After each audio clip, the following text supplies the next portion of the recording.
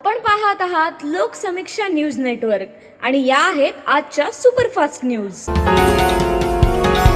या बातमीपत्राचे प्रायोजक आहेत नंदिनी कलेक्शन, फक्त महिलांचे परिपूर्ण दालन, माऊली निवास, कल्याण मंडपमच्या बाजूस, यशोधन नगर, परभणी। नमस्कार, मी प्रभू दिपके लोकसमीक्षा न्यूज नेटवर्क मध्ये आपलं स्वागत करतो। आपण पाहत आहात परभणीचं एकमेव बातमीपत्र Loksamiksha superfast. Red Apple exclusive MIDC परिसर, परभणी। परभणी शहरासह जिल्ह्यामध्ये मोठ्या प्रमाणावर बांगलादेशी घुसखोर अनधिकृतपणे वास्तव्यास असून पोलीस व महसूल प्रशासनानं या बांगलादेशी घुसखोरांचा शोध घ्यावा व त्यांच्या विरोधात तात्काळ कठोर कारवाई करावी अशी मागणी शिवसेनेच्या वतीनं करण्यात आली आहे। शिवसेना नेते आनंद भरोसे, भास्करराव लंगोटे, माणिक पोंडे, बाळासाहेब पानपट्टे यांच्या नेतृत्वाखालील एका शिष्टमंडळानं 21 जानेवारी रोजी जिल्हाधिकारी रघुनाथ गावडे यांची भेट घेतली। या भेटीतून या शिष्टमंडळानं एक निवेदन सादर केलंय। त्यातून या जिल्ह्यात बांगलादेशीय घुसखोर कानाकोपऱ्यापर्यंत अनधिकृतपणे कसे वास्तव्यास आहेत हे निदर्शनास आणून दिलं। अलीकडे मोठ्या प्रमाणावर बांगलादेशीय घुसखोरांची संख्या लक्षणीय वाढली असून त्यामुळे महसूल व पोलीस प्रशासनानं स्थानिक स्वराज्य संस्थांच्या मदतीनं शोध मोहीम हाती घ्यावी अशी विनंती देखील करण्यात आलेली आहे। महोदयांना आम्ही असं एक निवेदन दिले की परभणी शहरामध्ये आणि परभणी जिल्ह्यामध्ये या ठिकाणी मोठ्या प्रमाणावर चोरून बांगलादेशीय लोक हे राहत आहेत। त्या अनुषंगाचं या ठिकाणी सर्च ऑपरेशन करून बांगलादेशातील जे नागरिक या ठिकाणी राहत आहेत त्यांचा शोध घेऊन त्यांच्यावर कठोर कारवाई करण्यात यावी या अनुषंगाचं या ठिकाणी आम्ही निवेदन दिलेलं आहे। आज आपण परभणी शहराची भौगोलिक परिस्थिती बघितली असता आपल्या परभणी शहराच्या बाजूस आणि परभणी शहरामध्ये काही तालुके आहेत, जिल्ह्यामध्ये जे काही तालुके आहेत त्यामध्ये पाथरी तालुका असेल, जिंतूर तालुका असेल, गंगाखेड तालुका असेल, मोठ्या प्रमाणावर त्या ठिकाणी बांगलादेशामधून आलेले मुसलमान या ठिकाणी राहत आहेत। या अनुषंगाचं पत्र या ठिकाणी आम्ही माननीय जिल्हाधिकारी महोदयांना दिलेलं आहे। निश्चित यावर त्यांनी सांगितले की यावेळेस आम्ही चांगल्या प्रकारे कारवाई करून माननीय पोलीस अधीक्षक यांना या ठिकाणी कारवाई करण्यासाठी सूचित करतो। परभणी जिल्ह्यात आगामी काळातील महापुरुषांची जयंती पुण्यतिथी आहे।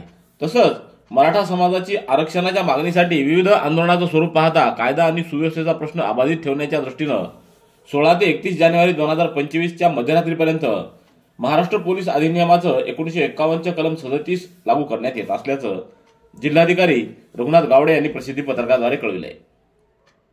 महाराष्ट्र पोलीस अधिनियम 1951 कलम 37 नुसार प्राप्त अधिकारानुसार शांतता व सार्वजनिक सुव्यवस्था राखण्यासाठी शासकीय कर्तव्य पार पाडणाऱ्या कर्मचाऱ्यांच्या व्यतिरिक्त अन्य कोणत्याही व्यक्तीस परभणी जिल्ह्यातील सार्वजनिक ठिकाणी किंवा त्यांच्या आसपास शस्त्र, सोटे, तलवारी, भाले, दंडुके, बंदुका, सुरे, काठ्या किंवा लाठ्या किंवा शारीरिक इजा करण्यासाठी वापरता येईल अशी कोणती वस्तू जवळ बाळगणं, तसंच कोणताही दाहक पदार्थ किंवा स्फोटक पदार्थ जवळ बाळगणं यासह इतर बाबींवर मनाई आदेश लागू करण्यात येत असल्याचं रघुनाथ गावडे यांनी कळविलं आहे।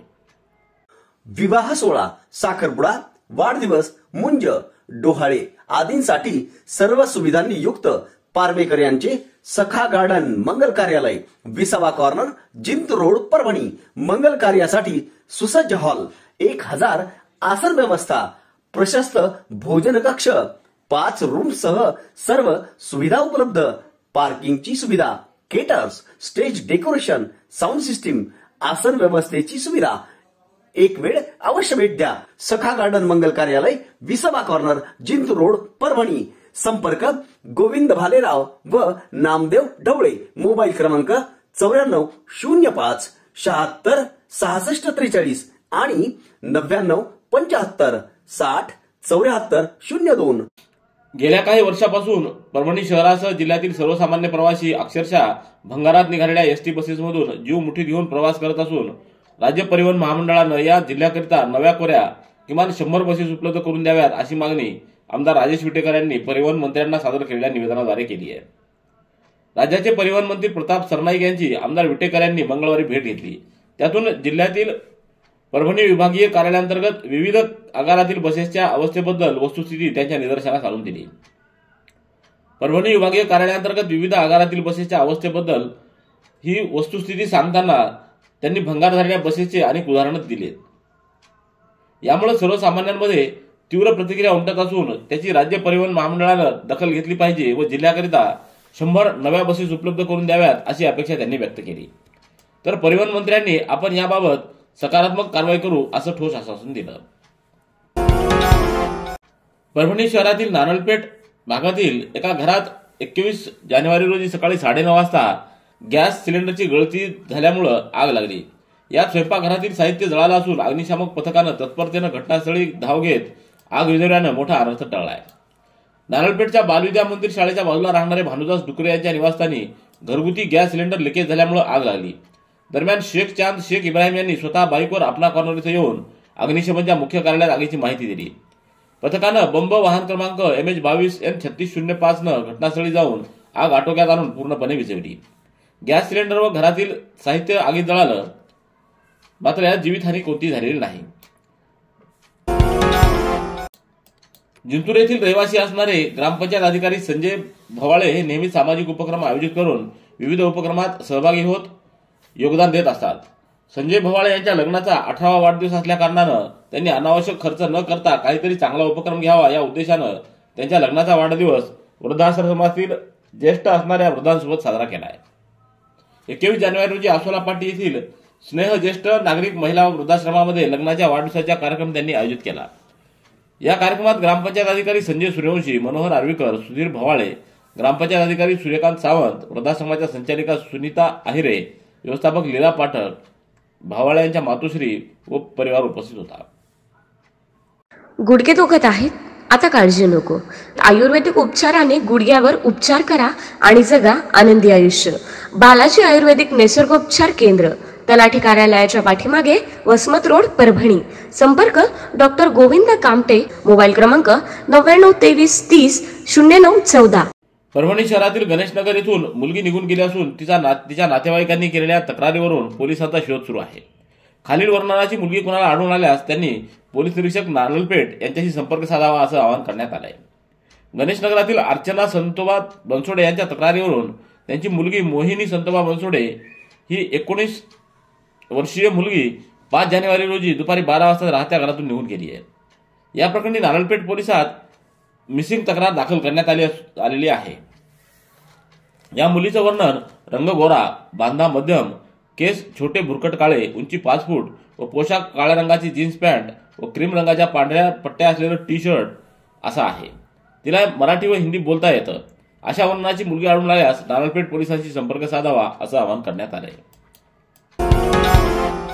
धुळे येथील तहसील कार्यालयातील सहाय्यक महसूल अधिकारी सुरेश पाईकराव यांना 20 जानेवारी रोजी कार्यालयीन कामकाज सुरू असताना विकी परदेशी व इतर 4 ते 6 जणांनी शासकीय कामकाजात हस्तक्षेप करून अमानुष मारहाण व शासकीय मालमत्तेची हानी केली आहे. या प्रकरणातील आरोपींना तात्काळ अटक करून त्यांच्यावर गुन्हा दाखल करावा व कठोर कारवाई करावी अशी मागणी परभणी जिल्हा महसूल कर्मचारी संघटनेच्या वतीनं मुख्यमंत्र्यांकडे जिल्हाधिकाऱ्यांमार्फत निवेदनाद्वारे केली आहे. निवेदनावर नानासाहेब भेंडेकर, प्रकाश गोरे, पंचशील करुणा बगाटे आदींच्या स्वाक्षऱ्या आहेत.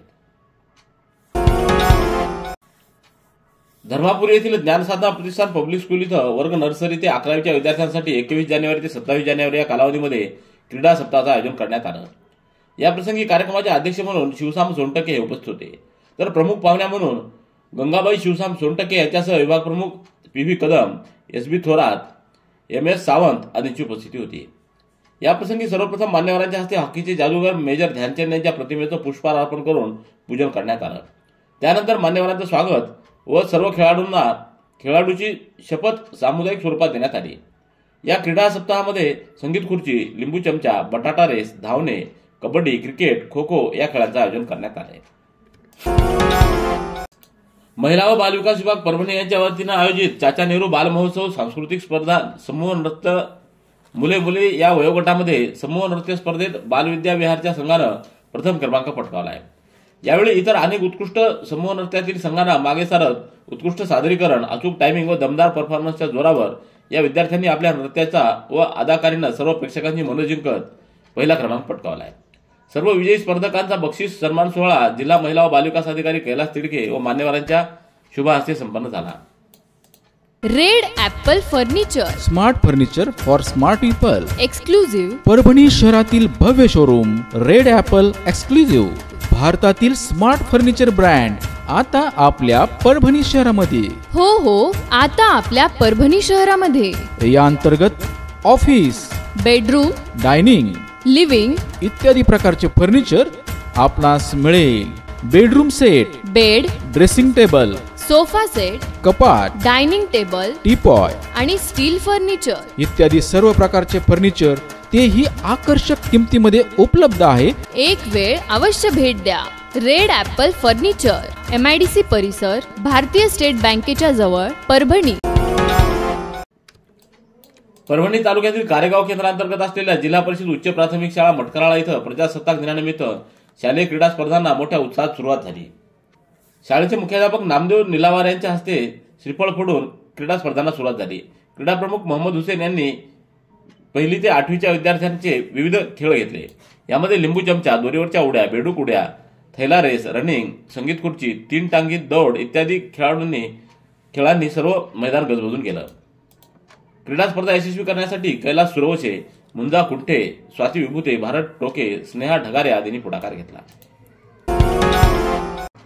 परभणी तालुक्यातल्या आमडापूर येथील लक्ष्मी नरसिंह शुगर्स या ठिकाणी राज्य रस्ता सुरक्षा अभियानांतर्गत रस्ता सुरक्षा अभियानासंदर्भात विशेष कार्यक्रम आयोजित करण्यात आला.